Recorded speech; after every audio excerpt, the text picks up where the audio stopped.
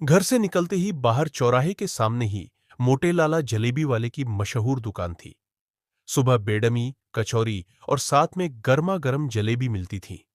शाम को एक बड़ी सी कड़ाही में दूध उबाला जाता था, जिससे रबड़ी तैयार होती थी। रात को दूर दूर से लोग दूध जलेबी खाने के लिए आते थे। छज्जूमल बहुत मोटे थे। वे दुकान पर बैठे रहते थे, अपने कारीगरों को डांटते रहते थे। गल्ला संभालना उन्हें बहुत अच्छी तरह से आता था।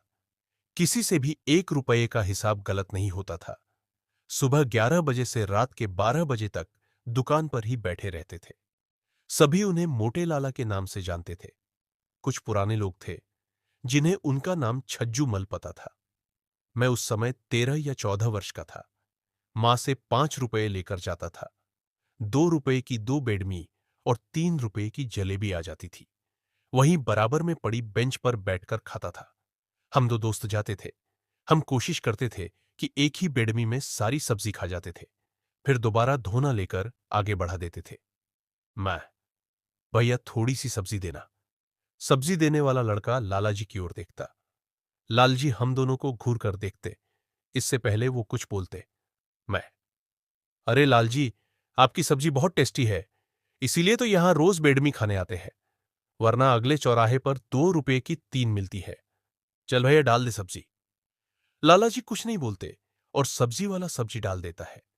यह हमारा रोज का काम था। एक दिन शाम को हमारे कुछ रिश्तेदार घर आए। शाम को खाना खाने के बाद दूध जलेबी की फरमाइश होने लगी। पहले तो मेरी ड्यूटी लगी दूध जलेबी पैक कर करवा कर लाने की, लेकिन तभी कानपुरा वाली बुआ बोली, बुआ जी, भैया याद है बचपन में हम कैसे छज्जू हलवाई की जलेबी खाते थे? वह अभी भी है या? मैं, बुआ जी, यहां कोई छज्जू हलवाई नहीं है, हम तो मोटे लाल की जलेबी लाते हैं। पिताजी, अरे दीदी है छज्जू हलवाई। मुन्ना, मोटे लाला का असली नाम छज्जू हलवाई है। पहले वो बहुत पतला था, अपने पिता के साथ केवल दूध जलेबी बेचता था। बुआ, छोड़ो ना भैया, वहीं चलकर खाते हैं, सर्दी का टाइम है, गरम गरम दूध और जलेबी, मजा आ जाएगा। हम सब तैयार होकर मोटे लाला की दुकान पर पहुंच जाते हैं।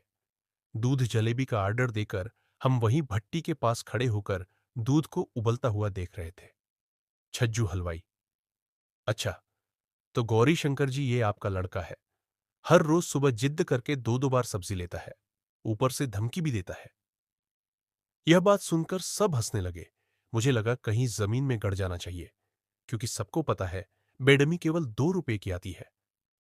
पिताजी, क्यों मुन्ना, ये मैं क्या सुन रहा हूं? तुम रोज बेडमी क्यों खाते हो? से चीजें कभी कभी ठीक रहती है। मैं, नहीं पिताजी, कभी कभी खाता हूं। छज्जू हलवाई, छोड़ो गौरी शंकर जी, बच्चा है, मैं जानता नहीं था कि आपका बेटा है। सभी जोर जोर से हंस रहे थे।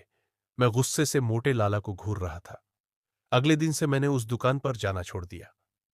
एक दिन घर वालों के लिए जलेबी लेने गया तो छज्जू हलवाई ने रोक लिया।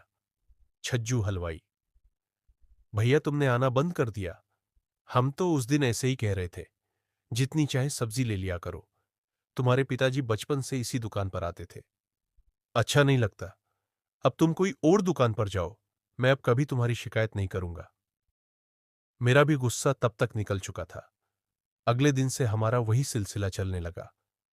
इसी तरह कई साल बीत गए। मैं पढ़ाई पूरी करके दिल्ली आ गया। यही जॉब लग गई। एक दिन पिताजी का फोन आया। उन्होंने बुलाया था। मैं ऑफिस से छुट्टी लेकर घर पहुंचा तो मां ने बताया, मां, बेटा, तेरे लिए एक लड़की पसंद की है, तू देख ले तो हम बात पक्की कर दें। अगले दिन मुझे लड़की दिखाई गई। लड़की ठीक थी। मैंने हां कर दी।